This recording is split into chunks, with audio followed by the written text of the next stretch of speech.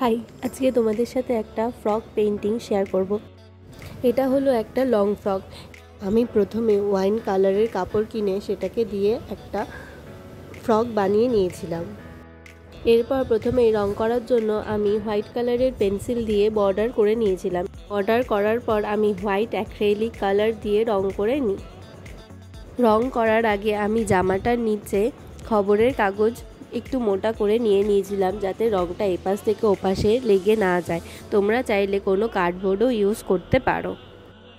এটা রং করার জন্য আমি 1 নম্বর তুলি ব্যবহার করেছি। আর অ্যাক্রিলিক কালারের মধ্যে কিন্তু আমি কালার মিডিয়ামটা মিক্স করে নিয়েই এই ডিজাইনটা করেছি। এই ফুলগুলো করা কিন্তু অনেকটাই সহজ, তোমরাও চাইলে চেষ্টা করে দেখতে পারো। হোয়াইট বেস কালার করে নেওয়ার পর আমি ডালের রং করার জন্য ব্রাউনের সাথে সামান্য হোয়াইট মিশিয়ে ওটাকে লাইট ব্রাউন কালার করে নিয়েছি। তা এরপর পিঙ্কের সাথেও সেমভাবে অনেকটা পরিমাণে হোয়াইট মিশিয়ে ওটাকে একেবারে লাইট পিঙ্ক করেছি। রং করার সময় একটু পিচ কালার নিয়ে মিশিয়ে রং করছিলাম, যাতে দেখতে আরও ভালো লাগে। এইভাবে ফুলের রঙগুলো করে নিয়েছি। তোমরা যারা এরকম বানাতে চাও অবশ্যই ট্রাই করে দেখতে পারো। এরপর আমি আরও একটা ফুলের রং করা শুরু করি। এই রংটা বোধহয় আমি কমলা এবং হলুদ রং মিশিয়ে বানিয়েছিলাম, যদিও এখন মনে নেই তাই বলতে পারছি না। এবং তার রং করার সময় সাদা মিশিয়ে রং করছিলাম। এই সেম প্রসেসেই এক একটা ফুলের রং এক এক রকম করছিলাম।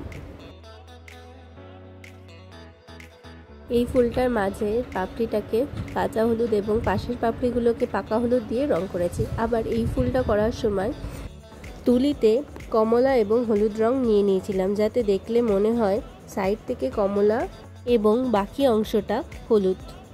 এরকমভাবে তুলির মাথায় দুটো রং নিয়ে রং করলে এফেক্টটা খুব সুন্দর আসে এবং দেখতেও খুব ভালো লাগে। চাইলে তোমরাও এরকমভাবে চেষ্টা করে দেখতে পারো। প্রায় সব ফুলগুলো হয়ে যাবার পর আমি পাতার রং করা শুরু করি। বেস কালার তো আগে থেকেই করা ছিল। এরপর সবুজ রং নিয়ে পাতার রঙগুলো শুরু করি।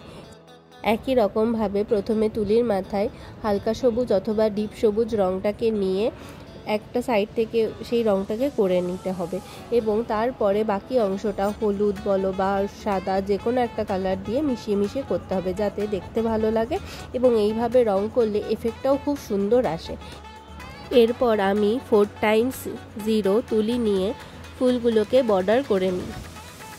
আগে থেকেই সাদা বেস কালার করে রাখার জন্য কোনো জায়গায় ডবল কোট করতে হয়নি।